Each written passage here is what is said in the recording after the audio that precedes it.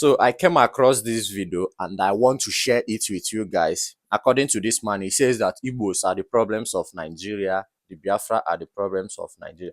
Listen before you judge. With the way things has transpired in Nigeria, I want to make this clear. Nigeria will never work and can never work with the Igbo man involved in the entity of called Nigeria. Every evidence, every fact has revealed this. There's no way Nigeria can work with Igbo people in it. And let me say this. If you like one Nigeria, if you're a Yoruba man, if you're an Hausa man, if you're an Ijo man, if you're an Ishekiri man, wherever you come from in Nigeria, I want you to bear this behind your mind, or bear this in mind. No Igbo man hates you. No Igbo man or woman hates you. The only thing an Igbo man hates is the injustice being meted upon Igbo people in Nigeria. Another thing an Igbo man hates is marginalization of Igbo people in Nigeria. And one thing again an Igbo man hates is the inequality in the treatment of Igbo people in Nigeria. Now let me say this. Nigeria was formed to self-destruct. Whoever created Nigeria, Lugard and all his cohorts that created Nigeria, saw a time where Nigerians would be fighting each other. It has happened before in the genocide of Biafra 1967 and 1970. And that blood of Igbo people that was shed in Nigeria is still crying until today. There is nothing anybody can do to salvage Nigeria. There is nothing. Jesus Christ, Yeshua Mashiach, can never come down to salvage Nigeria. It is not possible. There is no technology, there is no economists, P2B, wherever. Nobody can salvage Nigeria. Nigeria is an Awala. Nigeria, with Igbo people in it, is a deity that has drank blood. The only thing Yoruba, Hausa, and every other ethnic group should start doing from today you hear this video is start campaigning for Biafra nation to go. When Biafra leaves, Biafra is the problem of Nigeria. Igbo people is the problem of Nigeria. And in what context am I saying? I'm saying in the context that Igbo people has been killed, is still being killed, and being held against their wish in Nigeria. When you get married to a woman, or when a man and a woman has seen that their marriage cannot work, there is only one thing that is left: separation or divorce. If you continue to hold those people, you are holding both of them in bondage.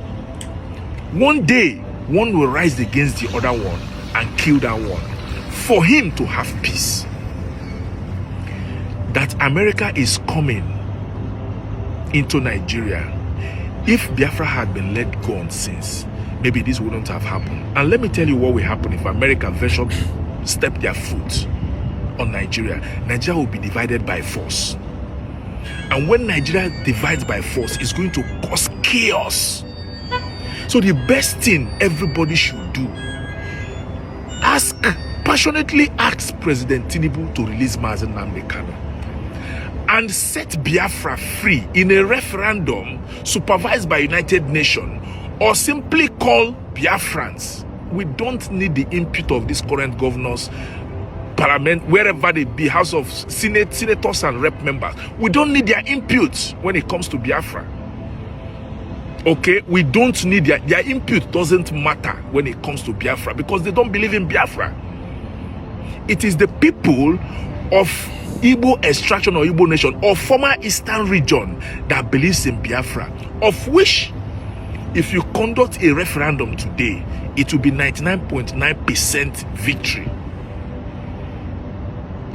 So keeping Mazen Nnamdi Kanu in prison, remember, Mazen Nnamdi Kanu said, if you don't allow Biafrans go, Somalia will be a paradise. It doesn't mean that we are going to go into, anybody's going to go into war with anybody. That is not a threat of war. What it means that Nigeria will continue to deteriorate. Nigeria will continue to have leaders that will take Nigeria from bad to worse until Nigeria collapses. So Igbo people being in Nigeria will never allow Nigeria to prosper. If you saw what happened in court today, you see Mazi Nnamdi Kanu speaking. You see Mazi Nnamdi Kanu speaking, then you are short-sighted. The blood of over 4.something million people were speaking in that man alone. Let me repeat. The blood of 4.something million people were speaking from through Mazi Nnamdi Kanu, crying out for vengeance. It is better today to divide Nigeria. If other people can stay if they want, but let the Biafrans go so that Nigeria can prosper. Start the campaign today for Biafra to exit peacefully. Biafra and Nigeria can become a good neighbor, trade neighbor, we share technology. But to remain as one, it's not going to happen. Go through all the social media handle. It appears every tribe in Nigeria is fighting against Igbos. And right now, we acknowledge Igbos are the problem of Nigeria. Let the problem go so that you can enjoy your prosperity. This is my message today. And I want everybody who sees this message to share this message. If you are an Igbo man and you are playing neutrality on this case, when we are at the verge, see, whatever an Igbo man is suffering in Nigeria today is a child's play compared to what our own children will suffer if we're not savage today. Our children are going to urinate on our grave and spit on our graves that we did nothing.